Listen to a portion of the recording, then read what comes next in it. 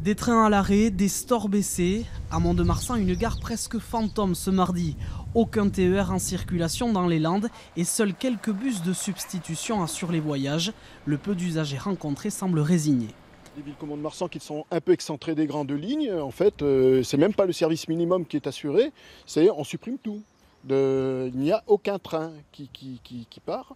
Et au niveau des bus, c'est vraiment, si vous le loupez, vous êtes le bec dans l'eau. Alors l'indemnisation, je pense que c'est la moindre des choses quand même que la SNCF fasse un geste quand même un peu commercial. Hier soir, Guillaume Pépi a promis des indemnisations fortes pour les usagers qui pâtissent des grèves, notamment en région parisienne.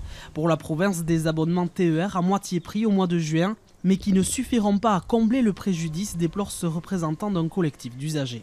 Sur 2 jours de grève, on a un troisième jour qui est le lendemain, qui est forcément perturbé par rapport effectivement au trafic du matériel qui n'est pas présent pour assurer les jours suivants. Donc en fin de compte, c'est 3 jours sur 5. Donc on est largement au-dessus des 50%. 50%, ce n'est pas assez, estime également Renaud Lagrave, en charge des transports à la région Nouvelle-Aquitaine. Moi j'estime aujourd'hui que la SNCF est payée à partir du moment où nous commandons les trains. C'est plusieurs centaines de millions d'euros par an, même quand les trains ne roulent pas, qui sont versés à la SNCF. Donc c'est à elle aujourd'hui de prendre ses responsabilités.